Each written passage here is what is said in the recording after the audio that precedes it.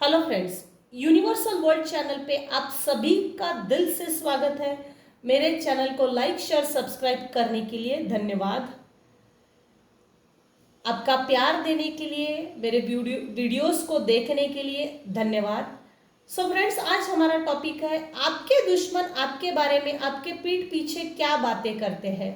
ये है हमारा आज का टॉपिक। तो देखते हैं आपके दुश्मन आपके बारे में आपके पीठ पीछे क्या बातें करते हैं।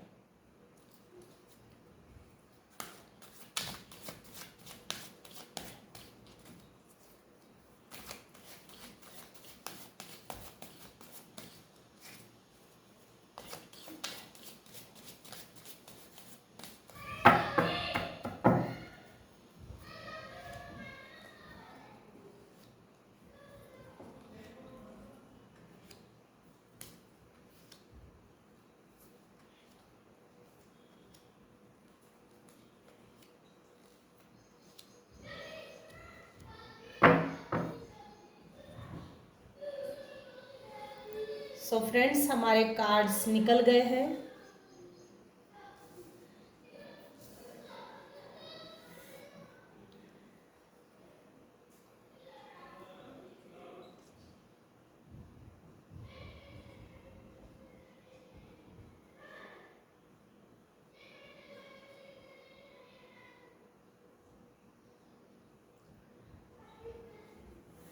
आपके दुश्मन आपके बारे में आपके पीठ पीछे क्या बातें करते हैं।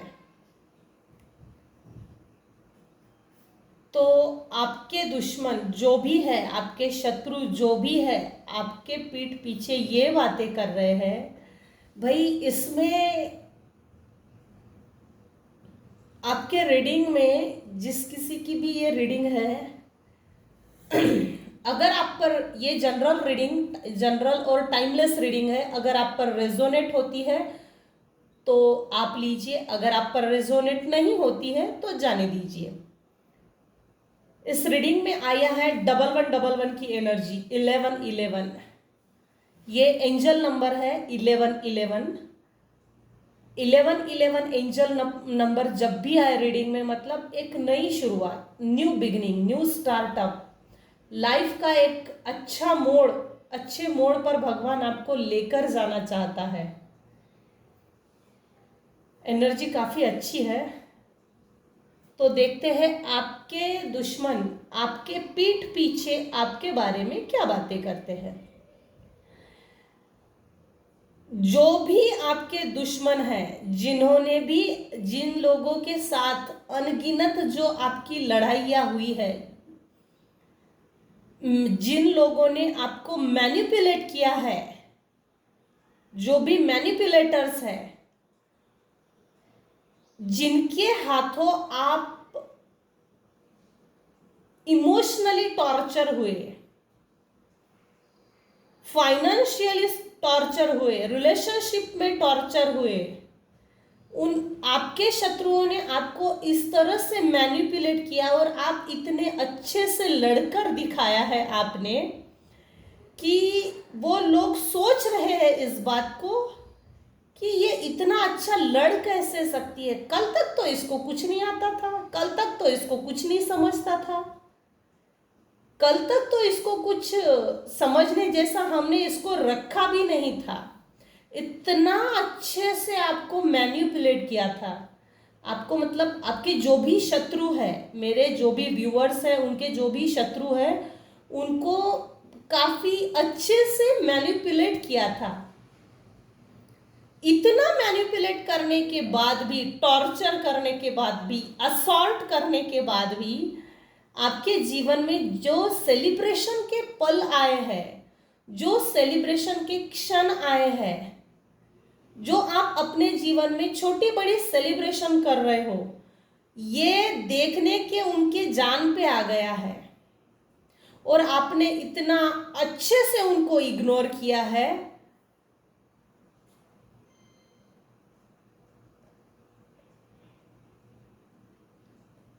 फोर ऑफ वैंड्स के ठीक नीचे किंग ऑफ वैंड्स। यहाँ एक किंग ऑफ वैंड्स इतना अच्छा अपने सिंहासन पे बैठा है और सिर्फ उसका ध्यान अपने लक्ष्य पर है। उसके बाजू में, उसके सिंहासन पे एक छोटी सी लिजार्ड है जो निगेटिव एनर्जी को, निगेटिव लोगों को, निगेटिव सोच को, मैनिपुलेटर्स को दर्शाता है। मैनिपुलेटर्स हमारे जीवन में 11 तरह के होते हैं।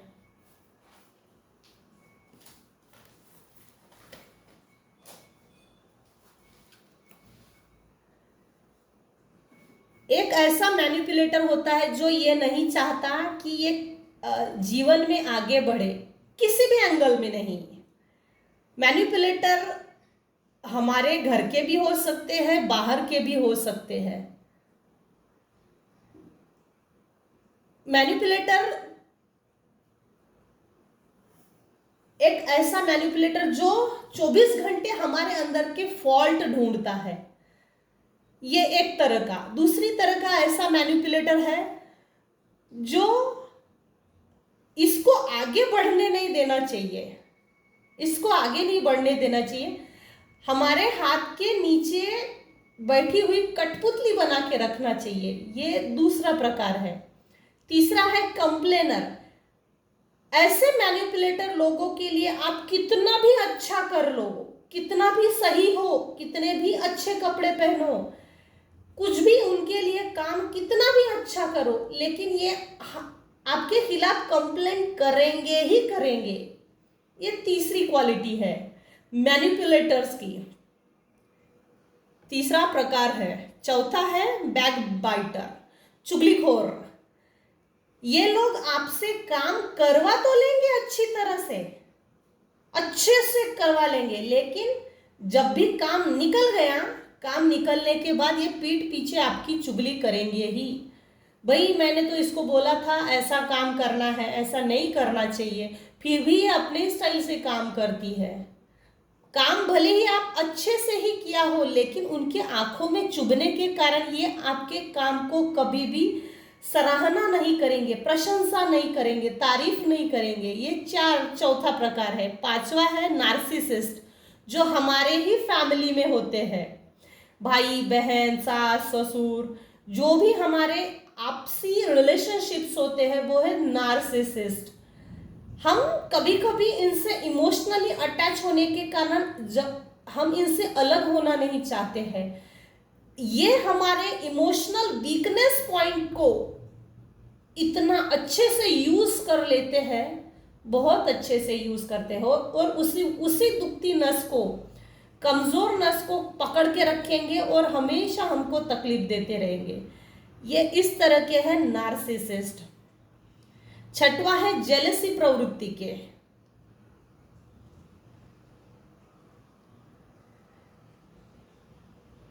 सातवां है I know everything kind of person.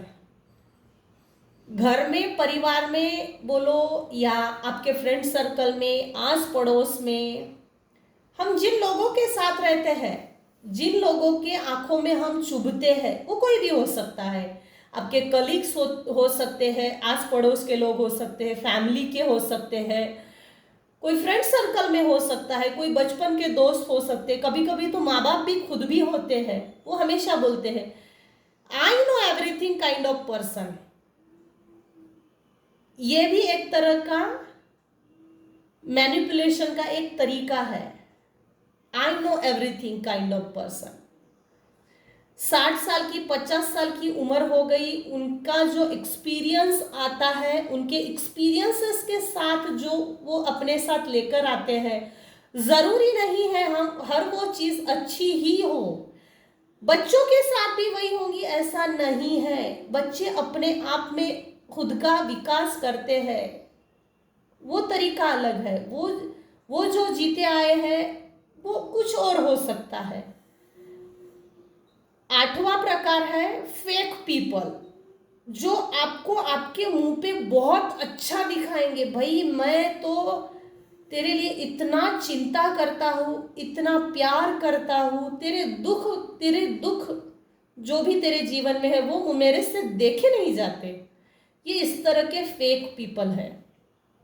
मुंह पे काफी अच्छा बनाएंगे, चेहरा तो इतना मासूम बना लेंगे जो आप सोच भी नहीं सकते। एनर्जी वैम्पायर, आप ही के घर के लोग नार्सिसिस्ट टाइप के, जैसे प्रॉपर्टी का कोई मैटर होगा तो ऐसे जैसे हिस्से वगैरह होता है ना, इस केस में ये लागू होता है एनर्जी वैम्पायर। वैसे एनर्जी वैम्पायर कोई भी हो सकता है। आपसे आप आगे नहीं बढ़ना चाहिए, आपका हमेशा पैर पीछे खींचते रहना चाहिए। इसके लिए आपके पीठ पीछे आपके ऊपर निगेटिव एनर्जीज को सेंड किया जाएगा।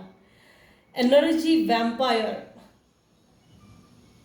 कुछ लोग तो ऐसे होते हैं जो घर में जैसे ही आए आते बराबर घर में एक वातावरण खराब हो जाता है, कलुषित हो जाता है, दूषित हो जाता है, और आपकी पॉजिटिव एनर्जी को वो सक कर लेते हैं, खींच लेते हैं, क्योंकि वो अपने लाइफ में शांत नहीं होते, अशांति होती है उनके जीवन में, जिस कारण से ये एनर्जी वैम्पायर पॉजिटिव लोगों की एनर्जी सक कर लेते हैं। गॉसिपिंग टाइप के मैनिपुलेटर, अभी आपके सामने आपके साथ बड़ी अच्छी मीठी मीठी बात करेंगे और थोड़े दूर जाने के बाद उसके साथ फिर और अच्छी बातें करेंगे, वो भी आप ही के खिलाफ, आप ही के पीठ पीछे, भाई इसका तो कुछ भी अच्छा नहीं है, इसको तो कुछ नहीं आता, वगैरह वगैरह गॉसिप करने लग जाएंगे। कारण हो या ना हो, अकारण ही सही, बस बात के बबूले हैं, बात करना है, बाकी कोई मतलब नहीं, क्यों, तो सिर्फ गॉसिप करना है। विक्टिम टाइप ऑफ पर्सन, कुछ लोग हमारे जीवन में जो होते हैं वो हमको अपराधीपना की भावना जबरदस्ती फील करवा लेते हैं, जबरदस्ती अपराधीपना की भावना को फील करवाते हैं। हम अपने जीवन में सही है, अच्छे हैं, अच्छा कर रहे हैं, अच्छा जीवन जी रहे हैं, इसके बावजूद भी कुछ लोग ऐसे होते हैं जो हमको विक्टिम कार्ड प्ले करते हैं, हमको अपराधीपना की भावना हमारे अंदर उत्पन्न करते हैं, और वो भी ऐसा निगेटिव और ऐसा विक्टिम कार्ड प्ले करते हैं जो आप सोच भी नहीं सकते। हम विक्टिम है, हम ये खुद सोचने लगते हैं, जबकि ये ऐसा होता नहीं है, कभी भी ऐसा नहीं होता। वो अपने मैनिपुलेटिव गेम से, अपने माइंड गेम से, मैनिपुलेटिव माइंड से हमको विक्टिम साबित करते हैं। ये इस तरह के 11 प्रकार है मैनिपुलेटिंग की। तो दोस्तों, मैंने इतना डिस्क्रिप्शन देने का कारण क्या है, क्योंकि हमारा सब्जेक्ट ही ये है, आपके दुश्मन आपके पीठ पीछे आपके बारे में क्या बातें करते हैं। मैंने डिस्क्रिप्टिव बताने का ये अच्छा आइडिया सोचा। आपके रीडिंग में ही आया है, आपकी फाइनेंशियल कंडीशन अच्छी है, अभी आप चाहे तो कंट्रीब्यूशन कर सकते हैं, जिसके कारण आपके जो भी ग्रह दोष हो, छोटे बड़े, वो अपनी जगह सही जगह है। फिलहाल आपकी जन्म कुंडली में आपके जो ग्रह नक्षत्र है वो सही जगह है। आप अपने जीवन में हर तरह से खुश हो, सही हो, अच्छे कर रहे हो, जो भी कर रहे हो अच्छा कर रहे हो, जैसे भी जीवन जी रहे हो बेहतर जी रहे हो। इस चीज को देखकर ये लोग चिढ़े हुए हैं। ये बातें क्या कर रहे हैं, ये बातें आपके दुश्मन आपके पीठ पीछे ये बातें कर रहे हैं, मैंने इसको मैनिपुलेट किया है, मैंने इसको विक्टिम बनाया, मैंने इसको बैकबाइटर, कंप्लेनर, फॉल्ट फाइंडर, ये सब चीजें इसके अंदर, मतलब लोगों के सामने या रिलेशनशिप्स में या परिवार में या आपसी जिन जिन लोगों का आपसे अच्छा पटता है, जिन जिन लोगों से आपकी अच्छी बनती है, उन सभी लोगों के सामने मैंने इसको विक्टिम प्ले किया। इसके अंदर मैंने इसके माइंड में, सोल में विक्टिम की भावना, बीजारोपण जो मैंने किया, इसने इस बीज को जड़ से कैसे उखाड़ दिया। ये देखकर वो लोग ये बातें कर रहे, ये हुआ तो कैसे हुआ। वो हर दूसरे समय आपके बारे में सोच रहे हैं, वो यानी आपके शत्रु, जो भी आपके शत्रु हैं, जो भी आपके शत्रु थे या जो भी आपके शत्रु है, पास्ट के बोलो, आस पड़ोस के बोलो, फ्रेंड सर्कल में बोलो, या ऐसे लोग जो आपको नापसंद करते हैं, आपकी प्रेजेंस को एक इग्नोर करने की कैपेसिटी रखते हैं, ऐसे लोगों को पकड़ो। जो लोग आपको बर्डन देना चाहते थे, आपके ऊपर इन आपके शत्रुओं ने बहुत ज्यादा बर्डन दिया था, पास्ट में बहुत ज्यादा बर्डन दिया था, इतना बर्डन दिया था कि आप थक गए, थक हार के अब उस बर्डन को फेंक देना चाहते हैं, सर के ऊपर का पूरा बोझ निकाल के फेंक देना चाहते हैं, फेंक कर रिलैक्स हो जाऊं मैं, नहीं अब मैं थक गई, अब मेरे से ये बर्डन नहीं संभाला जाता। वो बर्डन को आपने कैसे फेंका, इतना लाइट कैसे हो गए, इतना डिवाइन लाइट की तरफ आप आगे कैसे बढ़े। हमने तो इसे घर के अंदर बांध दिया था ताकि ये कभी घर के बाहर भी ना निकले। ये आपके दुश्मन बातें कर रहे हैं। मैंने भाई इसको घर के अंदर बांध के रखा ताकि अगर ये घर के बाहर गई तो ये 100% खुद को समाज में एक अपना अस्तित्व बनाएगी, नाम, इज्जत, शोहरत, रुतबा जो भी है अच्छा कमा लेगी। मैंने इसको घर के अंदर बांध के दिया, बांध कर रखा था। ये घर के बाहर कैसे निकली और क्यों निकली, कौन इसको मदद कर रहा है, ऐसा कौन व्यक्ति है, ऐसी कौन सी शक्ति है जो इसको मदद कर रही है, जिसके जैसे कि अब ये बाहर निकली। जो भी आपका बिजनेस है, ऑक्यूपेशन है, या जिस चीज को आप अपने जीवन में आगे बढ़ना चाहते हो, खुद को आगे बढ़ता हुआ देखना चाहते हो, वो चीज आपने की तो आपके दुश्मन आपके बारे में देखकर यही बातें कर रहे, इसने ये किया तो कैसे किया, कौन है इसका बैकबोन, सपोर्टर। लगभग आपके दुश्मनों ने आपके साथ ये बिहेव किया कि इसके अंदर कभी भी ट्रांसफॉर्मेशन ना आए, आपको डेथ पेनल्टी दी थी, दंड दिया था, डेथ इसको भाई पनिशमेंट दे दो, डेथ की पनिशमेंट दे दो इसके जीवन में जाता कि आप इस जो भी आपके शत्रु है उन्होंने ये सोचा था कि अगर इसको डेथ पनिशमेंट दे दी जाए तो इसको कभी भी सेलिब्रेशन ना हो, जिसके कारण जैसे इसको घर के अंदर बांध दिया गया तो 24 घंटा ये घर के अंदर ही रहेगी। हम 24 घंटा इसके ऊपर निगेटिव एनर्जी सेंड कर सकते हैं। निगेटिव एनर्जी 24 घंटा अगर ये घर में ही रहेगी तो हम कभी भी सेंड कर सकते हैं। 24/7 जब ये घर में ही रहेगी तब हम इसकी डेवलपमेंट तो वैसे भी होगी ही नहीं। आपके अंदर जो अभी ट्रांसफॉर्मेशन हुआ है या अभी भी हो रहा है, मेरे कुछ व्यूअर्स में हुआ है और कुछ व्यूअर्स में हो रहा है, ऑन द वे है। आपने ट्रांसफॉर्मेशन की तरफ आप कैसे बढ़े, ये आपके दुश्मन आपके बारे में सोच रहे हैं। किस व्यक्ति ने इसको सपोर्ट किया, कौन इसको सपोर्ट कर रहा है, कौन इसको आगे बढ़ाने में मदद कर रहा है, ये देखकर आपके दुश्मन सोच में पड़ गए हैं। डेथ से बाहर निकल कर इसने खुद को निखारा है, अच्छे से निखारा है। अब ये अपने दम पे खड़ी हो गई। हमने तो इसको डेथ पनिशमेंट दी थी, इसके बावजूद ये बच गई और खुद खड़ी भी हो गई और लाइफ में खुद के सेलिब्रेशन के मोड भी लाए हैं इसने। छोटे बड़े जो सेलिब्रेशन के पल होते हैं वो आए हैं।